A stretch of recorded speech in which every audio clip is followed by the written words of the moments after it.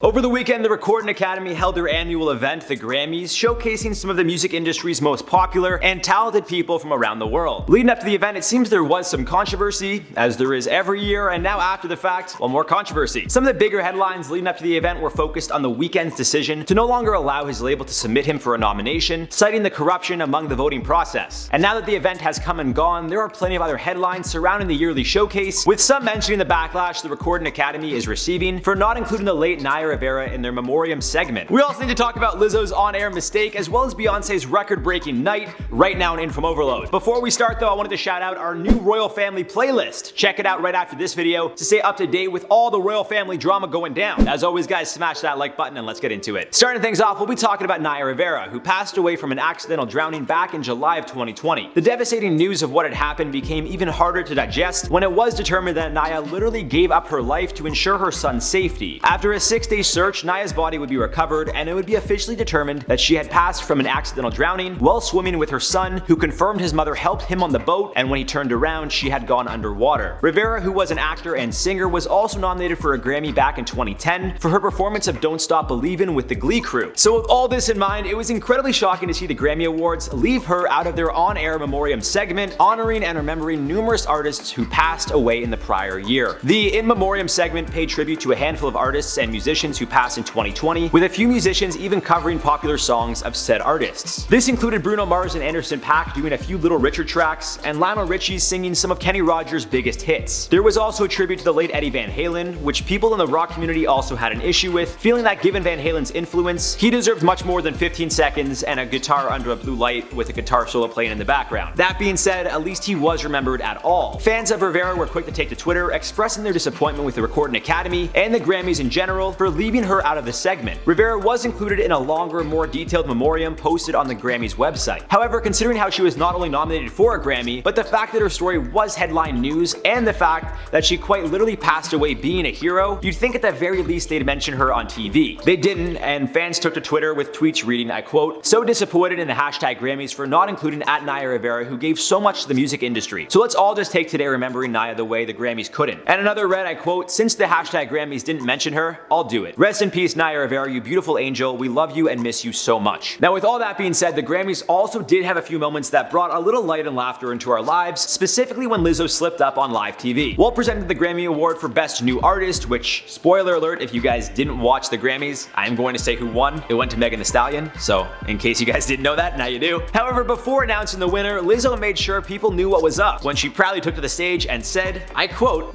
"Bitch, I'm back," before interrupting herself, covering her own mouth, realizing she probably shouldn't have said that on live TV. Following the incident, if you'd even call it that, Lizzo started laughing at how funny the entire situation was. But it didn't stop there. Lizzo then started to struggle opening the envelope, eventually asking some of the award show staff, "How do you open it?" To which one of the staff replied, "It's them nails, girl." Taking to Twitter, fans of Lizzo were quick to express how much they love the Truth Hurts singer. One user wrote, "That is so cute and classy, as in classy for apologizing for a human error. I like her." While another pointed out how after she swore, she then had trouble with the envelope, and it leads to people just loving her that much more. All in all, it seems Lizzo is setting herself up to have another incredible year, and odds are she'll be releasing some new tracks soon to continue building on her success. Now to finish things off, we gotta talk about Beyoncé's record-breaking night at the Grammys, which saw her become the most decorated female musician of all time. With a total of 28 awards, Beyoncé is now tied second all-time with Quincy Jones, and sits just 3 awards behind Hungarian conductor George Sorti, who has 31 awards. This year alone, she was nominated for 10 awards and went home with 4 total awards for Best R&B Performance, Best Music Video, Best Rap Performance, and Best Rap Song, with the latter 2 being her collaboration with Megan Thee Stallion on the Savage remix. With her 28 wins, Beyoncé officially passed bluegrass singer Alison Krauss, who currently holds 27 awards. While accepting her award for Best R&B Performance for the song Black Parade, Beyoncé took to the stage and said, I quote, "As an artist, I just believe it's my job, and all of our jobs, to reflect time,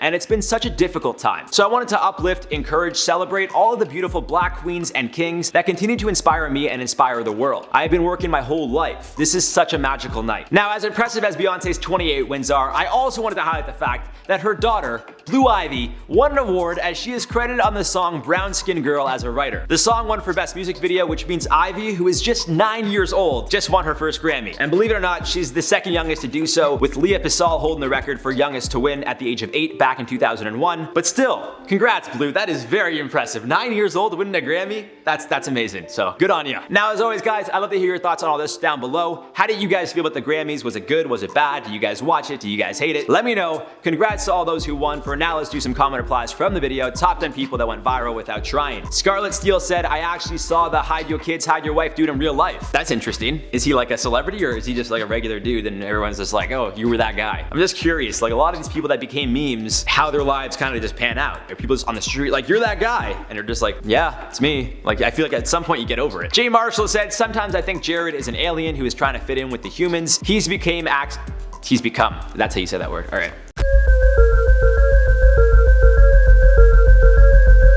He's become accidental friends with. I think I said this on a Life's Biggest Questions video, but long story short, guys, when I was younger, I genuinely thought that like literally everybody around me was almost in disguise, and you guys were all, you guys being like literally everybody, even you watching right now, everyone's an alien, and I'm the only one that saw people as like humans the way I see myself, and everyone know, it's almost like the Truman Show, except it's my whole life, and the whole world is in on it, and you guys are all aliens. Big Red Vlogs said, what about the postman from Wales who sang a cover of the Weller Seaman Shanty, and now he's touring? Is it Shanty? I think it's Shanty. I don't know why I said Shanty. I honestly don't know who that is, if I'm being very honest with you. There are so many people that went viral. I could do 20 parts to this list. You know, there's the kombucha girl, kombucha. I don't know how to say that either, guys. There's so many words. There's a word that I actually worked on saying though. Vehemently. I now know how to say it every time. Vehemently. So I'm proud of that, guys. If you guys watched the video where I screwed it up and I was like, I'm just gonna commit to it. I don't know. I say like vehemently or vehement. I don't know. But now it's vehemently. I got that word down. That's some progress for me. So I'm just saying. Anyways, guys, that's all for this one. Been your host, Jared Bronstein, and we'll see you soon.